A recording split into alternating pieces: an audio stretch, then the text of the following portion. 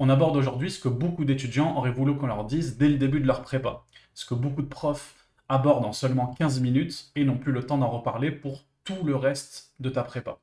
On va mettre à plat ici ce que c'est que les règles du jeu de la prépa et faire en sorte que tu partes surtout avec la bonne mentalité pour attaquer ces 2 ans dans les meilleures conditions. Et en fin de vidéo, je te fais une annonce qui pourrait bien t'intéresser. C'est parti. Si tu es nouveau sur la chaîne, bienvenue à toi. Cette chaîne existe pour aider les étudiants de prépa à travailler dans les meilleures conditions pour intégrer les meilleures écoles. Allez, sans plus tarder, on démarre. La première chose, c'est que la prépa, c'est dur. Bon, en général, ça, on le sait. Tout le monde se fait défoncer. C'est fait pour pas qu'on y arrive. Le niveau d'exigence est élevé. Attends-toi à être frustré par les DS, les DM, l'école, etc. C'est normal.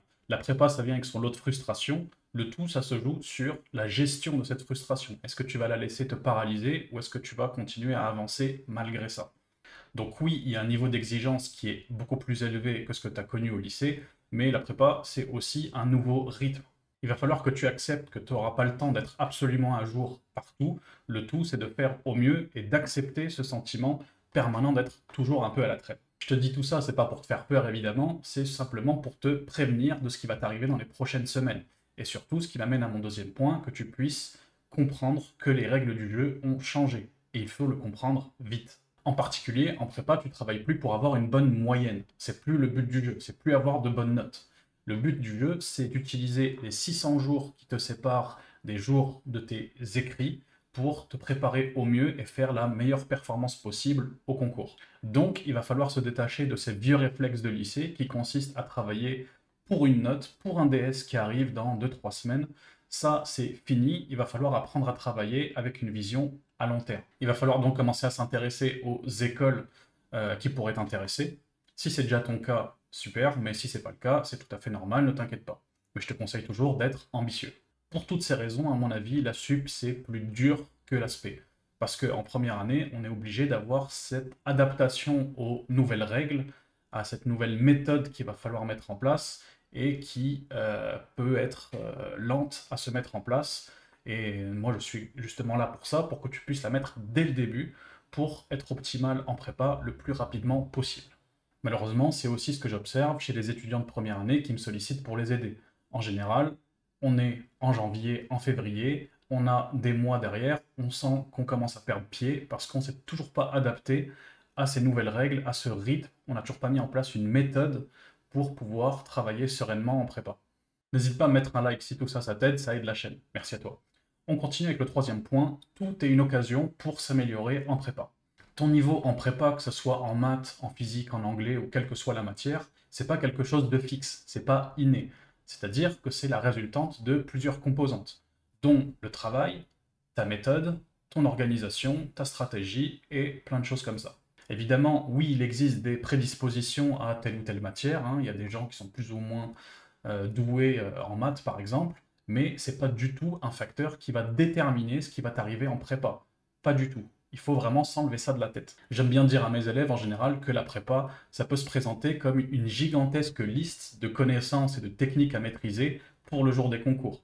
Donc ça se joue à celui qui aura le mieux géré cette liste de connaissances. Combien est-ce que tu en auras mangé d'ici tes écrits? Je te suggère vraiment de garder ça en tête pour t'éviter d'avoir le moral à zéro à chaque fois que tu fais pas aussi bien que tu l'aurais voulu.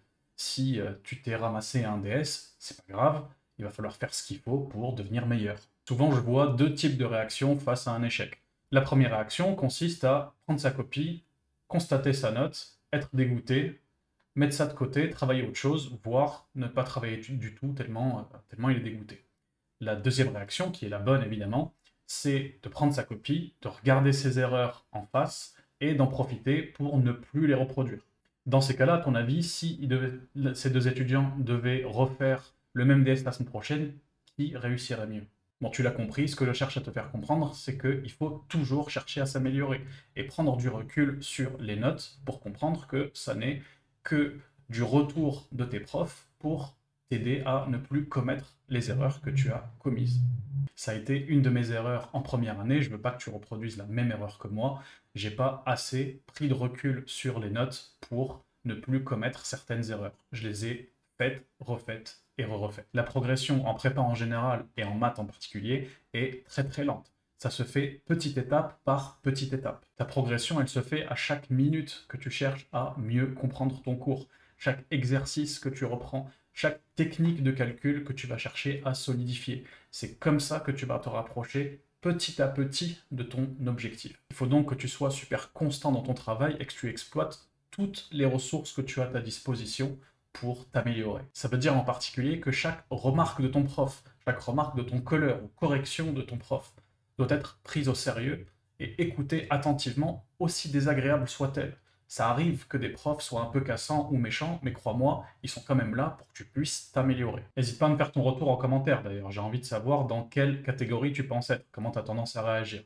Ça m'aidera à comprendre où tu en es et peut-être que je pourrais t'aider. Le dernier point que j'aborderai aujourd'hui, c'est les 4 aspects pour réussir en prépa. État d'esprit, stratégie, méthode et discipline. Aujourd'hui, on est là pour traiter du premier aspect, l'état d'esprit. C'est la condition première pour pouvoir réussir, c'est de comprendre les règles du jeu et ce qu'il faut pour atteindre ses objectifs. Mais pas que, c'est aussi l'hygiène de vie, par exemple. C'est un sujet qu'on traitera une autre fois. N'hésite pas à t'abonner si tu ne veux pas louper cette vidéo. La stratégie, c'est absolument fondamental. C'est ce qui va t'aider à avoir une bonne méthode de travail, une bonne organisation. Ça passe par exemple par intégrer la bonne filière en deuxième année, ou mettons si par exemple ton objectif c'est d'intégrer Polytechnique, d'intégrer dans ta routine de temps en temps un peu de course, un peu de natation, parce que tu n'oublies pas qu'à Polytechnique, il y a aussi des épreuves sportives par exemple. Tout ça c'est de la stratégie. Troisième aspect, c'est ta méthode ou ton organisation, tu l'appelles comme tu veux. C'est ce qui fait que tu vas utiliser ton temps au mieux pour optimiser tes résultats au concours. C'est par exemple avoir un système d'élimination des erreurs ou une façon de planifier ses sessions de travail.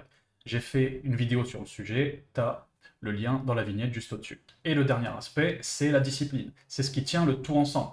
C'est pas le tout d'avoir une bonne stratégie ou une bonne méthode de travail. Si tu ne sais pas t'y tenir, ça sert à rien. La discipline, ça passe par exemple par le fait de savoir écarter les distractions ou par le fait de savoir gérer son sommeil. Moi, en tant que prof particulier, j'interviens principalement sur les 3 premiers aspects.